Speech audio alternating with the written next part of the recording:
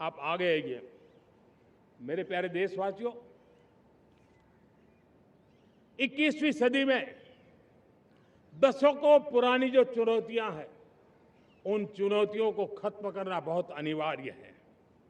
नक्सलवाद, माओवाद लाखों युवाओं के भविष्य को तबाह कर दिया, अनेक माताओं के दूधमल नौजवानों को छीन लिया, बर्बाद कर दिया, हर मां बाप के सपनों को चूर चूर कर दिया।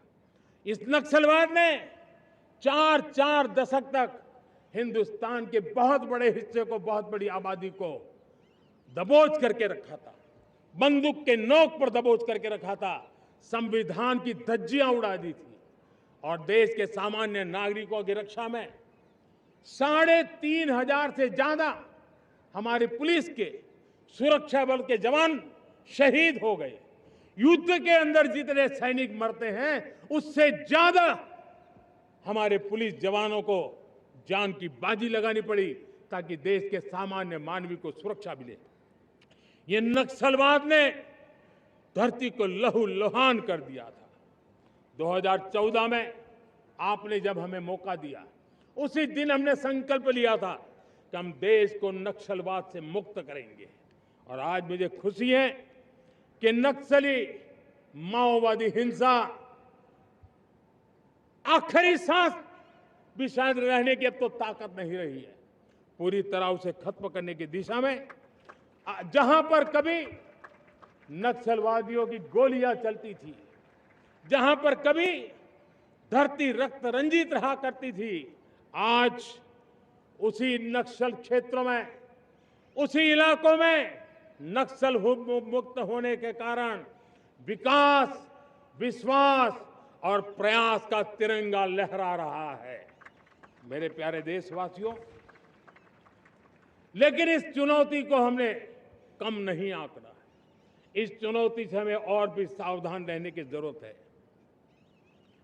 वर्षों तक देश की सत्ता में माओवादी सोच के लोग गलियारों में अपनी जगह बना करके बैठे थे।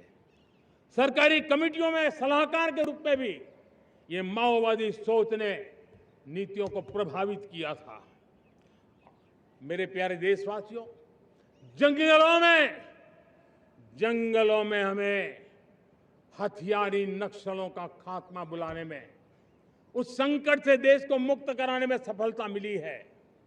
लेकिन हथियारी नक्सल तो गए, लेकिन दिमागी नक्सल, ये दिमागी नक्सल मौके की तलाश में है।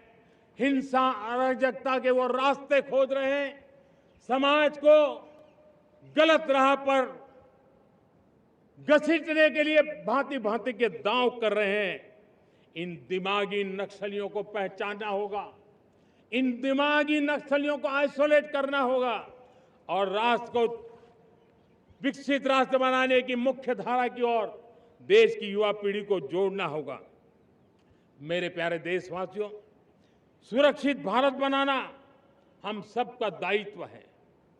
चुनौती सीमा के भीतर हो या सरहद से बाहर, भारत हर परिस्थिति के लिए तैयार है। आज युद्ध का नेचर बदल रहा है। अब युद्ध सीमा पर ही होता है, गारंटी नहीं है।